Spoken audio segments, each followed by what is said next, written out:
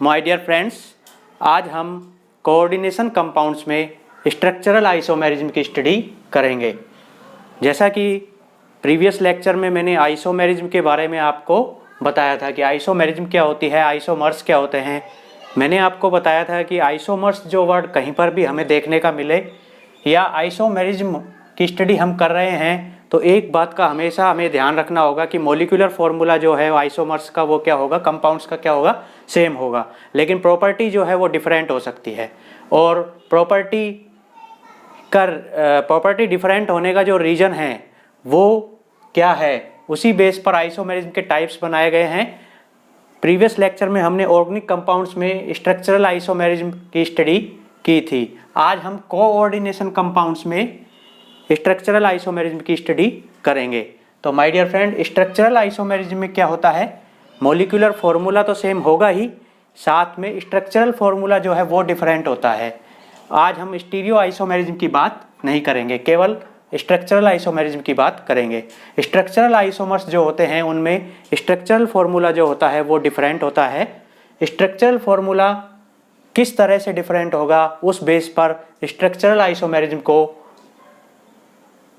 Various types में divide किया गया है। देखिए, जैसे ionisation isomerism, hydration isomerism, coordination isomerism, coordination position isomerism, linkage isomerism and ligand isomerism, ये सब कोऑर्डिनेशन कंपाउंड्स में पाई जाती हैं और सभी क्या हैं, स्ट्रक्चरल आइसोमेरिज्म।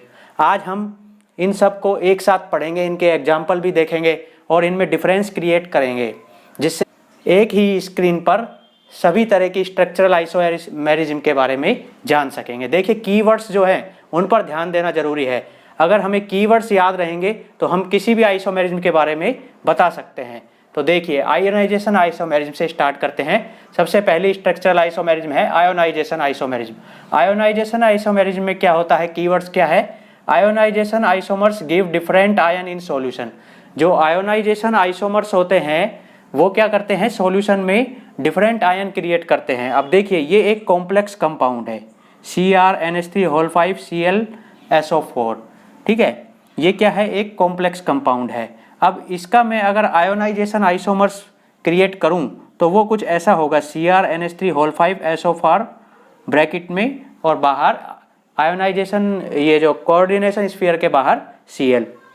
अब देखिए, जैसा कि आयोनाइजेशन आइसोमेरिज्म का कीवर्ड्स क्या है, आयोनाइजेशन जो आइसोमर्स होते हैं ये सॉल्यूशन में डिफरेंट आयन देते हैं। अब अगर इस कॉम्प्लेक्स कंपाउंड को मैं सॉल्यूशन में, इसका मैं सॉल्यूशन बनाऊं तो ये क्या करेगा, डिफरेंट आयन देगा। कौन कौन से आयन देगा, CrNH3 5Cl+2, एक तो ये आयन देगा, ठीक है, प्लस एक आयन देगा SO4-2, ठीक है। ऐसे ही ये जो कंपाउंड है नीचे वाला, ये आयन देगा CrNH3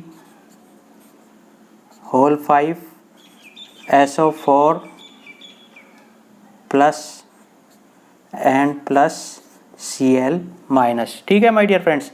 ये देखिए, यहाँ पर जो सॉल्यूशन में आयन मिल रहा है वहाँ पर मिल रहा है SO4-2, लेकिन यहाँ मिल रहा है Cl-, और जो कोऑर्डिनेशन स्फीयर में जो आयन है या केटायन है वो भी डिफरेंट है, ठीक है, लेकिन दोनों का मॉलिक्यूलर फॉर्मूला जो है वो सेम है, इसलिए ये दोनों क्या होंगे, आयोनाइजेशन आइसोमर्स, क्योंकि नाम से ही पता चल रहा है कि आयोनाइजेशन आइसोमर्स कि इनमें आयन डिफरेंट होंगे। ये देखिए, ये सॉल्यूशन में ये डिफरेंट आयन दे रहा है और ये डिफरेंट आयन दे रहा है, बस इतना ही डिफरेंस है। तो इनका देख लीजिए, स्ट्रक्चरल फॉर्मूला दोनों का डिफरेंट है, इसलिए आयोनाइजेशन आइसोमेरिज्म जो है वो किस में आती है, स्ट्रक्चरल आइसोमेरिज्म में। अब हम सेकंड आइसोमेरिज्म की बात करते हैं, हाइड्रेशन आइसोमेरिज्म। हाइड्रेशन आइसोमेरिज्म का जो कीवर्ड्स है वो क्या है, इनमें क्या होता है, H2O मॉलिक्यूल जो है उसकी पोजीशन डिफरेंट होती है आइसोमर्स में, हाइड्रेशन आइसोमर्स में। अब देखिए, ये दो कंपाउंड है, कॉम्प्लेक्स कंपाउंड, ये दोनों आपस में क्या है, हाइड्रेशन आइसोमर्स। देखिए इनकी स्ट्रक्चर ध्यान से, CrEn2H2OCl ब्रैकेट के बाहर है Cl2, ठीक है, और यहाँ पर नीचे एक और कंपाउंड है CrEn2Cl2 ब्रैकेट के बाहर है Cl.H2O। अब यहाँ पर जो बाहर जो H2 है ये तो किस वाटर, कौन सा वाटर है, क्रिस्टल वाटर। और यहाँ पर जो कोऑर्डिनेशन स्फीयर के अंदर जो वाटर है वो क्या है, लिगेंड। वो क्या एक्ट एज ए लिगेंड, वो किस तरह से काम कर रहा है, लिगेंड की तरह से। और जो यहाँ बाहर है कोऑर्डिनेशन स्फीयर के बाहर जो H2O मॉलिक्यूल है वो क्या है, क्रिस्टल वाटर की तरह एक्ट कर रहा है।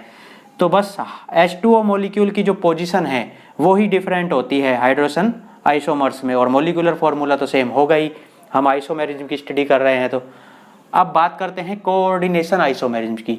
कोऑर्डिनेशन आइसोमेरिज्म में जो लिगेंड होते हैं उनका एक्सचेंज हो जाता है। अब इनमें क्या होता है, कोऑर्डिनेशन आइसोमेरिज्म में दोनों ही कॉम्प्लेक्स कैटायन भी और एनायन भी दोनों ही कॉम्प्लेक्स फॉर्म में पाए जाते हैं। ये देखिए, ये कॉम्प्लेक्स कैटायन है और ये कॉम्प्लेक्स एनायन है, ये कॉम्प्लेक्स कैटायन है और ये कॉम्प्लेक्स एनायन है। ये पूरा एक कोऑर्डिनेशन कंपाउंड है। ऐसे ही ये एक पूरा कोऑर्डिनेशन कंपाउंड है। अब इसको ध्यान से देखिए, इस एग्जाम्पल को, यहाँ पर क्रोमियम के साथ 6NH3 लिगेंड जुड़े हुए हैं, जबकि यहाँ पर क्रोमियम के साथ 6 साइनाइड लिगेंड CN लिगेंड जुड़े हुए हैं। यहाँ पर कोबाल्ट के साथ 6 CN लिगेंड है, जबकि यहाँ कोबाल्ट के साथ 6NH3 है। मैंने क्या किया, ये जो लिगेंड है इनको एक्सचेंज कर दिया मेटल के साथ, तो ये दोनों आपस में क्या हो जाएंगे, कोऑर्डिनेशन आइसोमर्स। क्या हो जाएंगे, कोऑर्डिनेशन आइसोमर्स। इनमें क्या होता है, लिगेंड का एक्सचेंज हो जाता है आपस में। अब बात करते हैं कोऑर्डिनेशन पोजीशन आइसोमेरिज्म की। कोऑर्डिनेशन पोजीशन जो आइसोमेरिज्म है वो मल्टी न्यूक्लियर ब्रिज कॉम्प्लेक्स में पाई जाती है। मल्टी न्यूक्लियर ब्रिज कॉम्प्लेक्स कुछ ऐसे होते हैं, देखिए माय डियर फ्रेंड्स, ये एग्जांपल है multi nuclear bridge complex compound का। तो इन मल्टी न्यूक्लियर जो ब्रिज कॉम्प्लेक्स कंपाउंड होते हैं, इनमें ब्रिज के दोनों ओर जो मेटल आयन से लिगेंड जुड़े हुए हैं उनमें डिफरेंट क्रिएट हो जाता है। तो कौन सी आइसोमेरिज्म हो जाती है, कोऑर्डिनेशन पोजीशन आइसोमेरिज्म। यहाँ देखिए, इस क्रोमियम से चार NH3 लिगेंड जुड़े हुए हैं, ठीक है।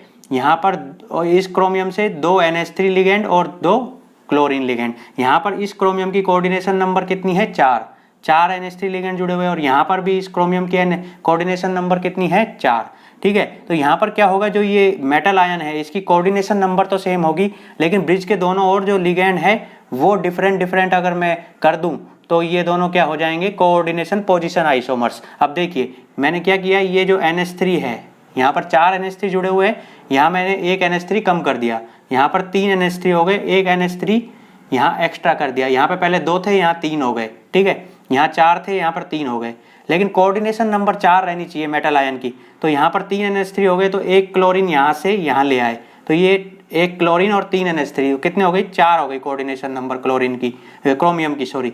तो ऐसे ही यहाँ पर भी 3 NH3 और एक क्लोरीन, क्रोमियम की जो कोऑर्डिनेशन नंबर हो गई वो 4 हो गई।